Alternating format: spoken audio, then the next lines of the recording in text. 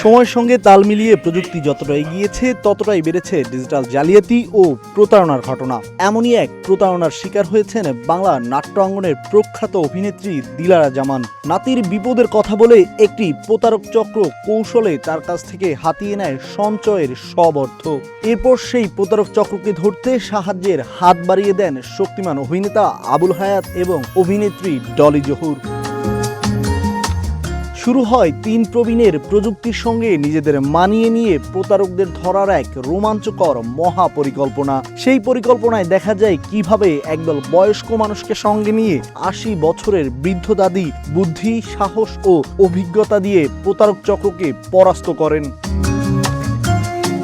এদিকে এই অভিযানের মধ্যেই একটি আধুনিক পরিবারের নানান সম্পর্কের টানাপোড়েন, সম্পর্কের উত্থান পতন, হাসি কান্না ও আবেগঘন মুহূর্তটি গল্পকে আরো প্রাণবন্ত করে তোলে। এমনই এক ব্যতিক্রমী গল্প নিয়ে দর্শকদের সামনে হাজির হয়েছেন নির্মাতা রাহাত কবির। তার নির্মিত নাটক ভয়ঙ্কর দাদি গল্পটিতে উঠে এসেছে ডিজিটাল প্রতারণার বিরুদ্ধে সচেতনতার বার্তার পাশাপাশি পরিবার সম্পর্ক এবং প্রবীণদের সাহস ও আত্মবিশ্বাসের এক অনন্য গল্প।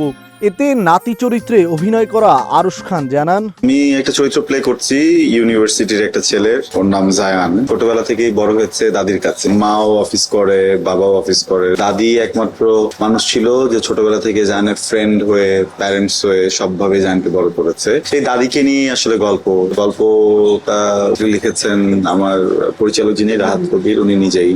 প্রযুক্তি আমাদের দরকার আছে এবং শুধু ইয়াংরাই প্রযুক্তি ব্যবহার করবে এবং বৃদ্ধরা করবে না, এটা ঠিক না। সব বয়সের মানুষেরই এটা অ্যাকসেপ্ট করা উচিত। গল্প নিয়ে নির্মাতার ভাবনা জানান রাহাত কবির। আমি চেয়েছি যে ইন্টারনেটের ভালো দিকটা কেউ দেখাতে এবং ভালো খারাপ দিকটা কেউ দেখাতে। এখানে এরকম কিছু ঘটনা ঘটে দাদির সাথে, ট্র্যাপে পড়ে ইন্টারনেটের কারণে, এবং ওই জায়গা থেকে দাদি তার দলবল নিয়ে, তার বৃদ্ধ দলবল নিয়ে কিভাবে এই ট্র্যাপ থেকে নিজেকে মুক্ত করে। এই গল্পটা যখন চলতে থাকে তখন এখানে ভালো অংশটাও দেখা যায়, ইন্টারনেটের খারাপ অংশটাও দেখা যায়। দাদির চরিত্রে আছেন দিলারা জামান, তার সাথে তার যে সঙ্গপাঙ্গ সেখানে দেখা যাবে হায়াত আঙ্কেলকে, ডলি জহুর, এবং তাদের নাতি নাতনির চরিত্রে কাজ করছেন আরশ এবং উর্বি।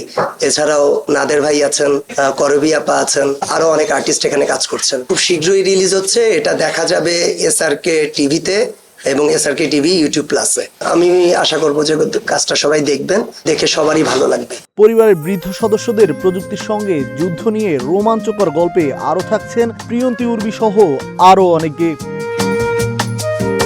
পাবেল আলফি, গ্রিন টিভি ডিজিটাল।